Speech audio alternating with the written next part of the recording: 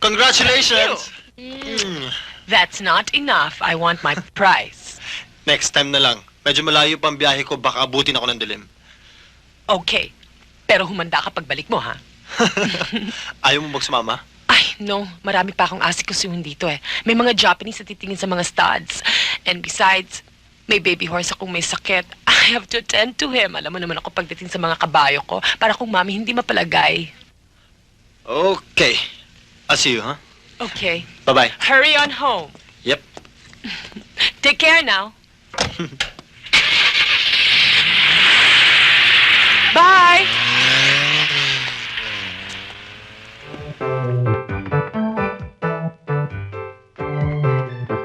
Hi, La! Hi. Oh, late ka na naman, Anya. O nga po Sige, eh. kumain ka muna. Naku, susubo na lang po ako kasi baka pagalitan na naman ako ni Donna. Ilang araw na akong late.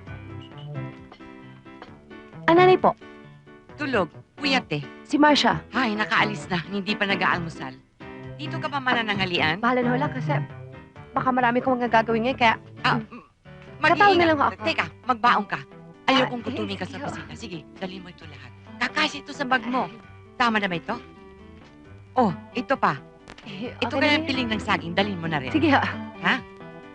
Mag-iingat ka. Thank you po, La. Tatawag na lang ako. Bye-bye. Bye-bye. Bye-bye.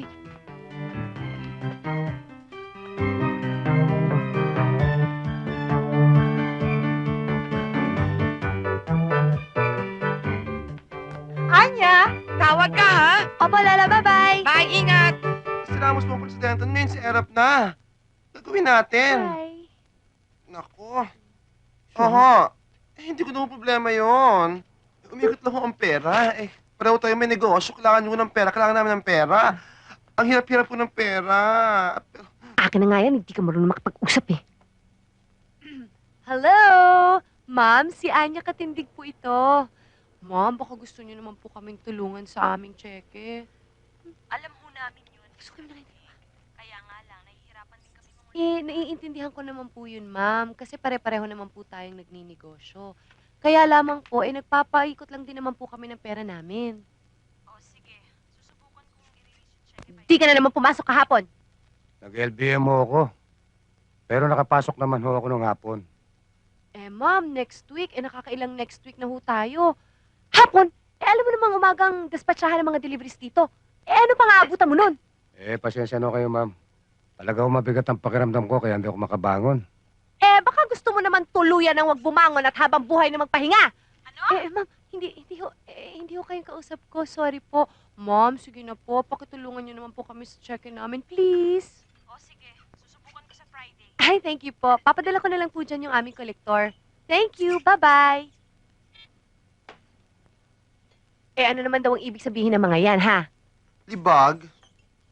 Oy, excuse me. Itong in ngayon. Inang libag ngayon?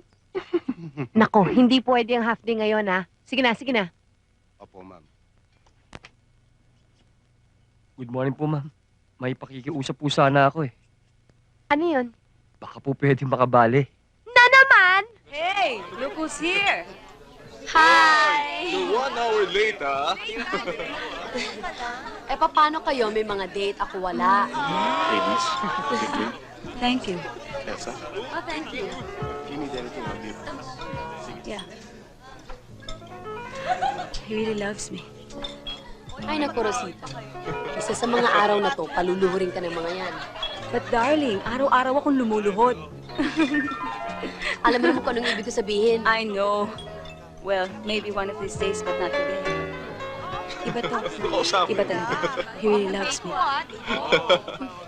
Come on, let's eat. Okay. Excuse me. Oh, good, she's joining us. Come on. I'll join you in a minute. Okay, sige, ha? Okay ba yan? Naku, nakakataba naman yata ito. Wala ka namang kaproblema. Elsa, si Andy, sandali lang, ha? Hi! Everybody missed you. I miss everyone too. Ano ka ba naman? Hindi ka man lang sumulat. Not a Rosita, word. excuse me. Sandali lang.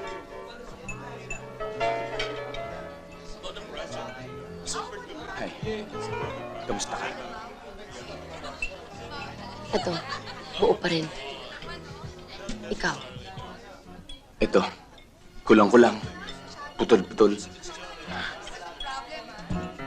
ganun din ako nang iniwan mo. Sorry. Kinailangan kong umalis.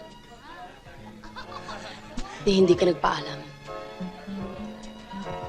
Kung nagpaalam pa ako sa'yo, siguradong hindi ako makakatuloy. Ganun na lang kababaw ang pag-uunawaan natin. Ganun kalala. Ganun kalalim. Ba't ka pa bumalik? Wala rin doon ang hinahanap ko.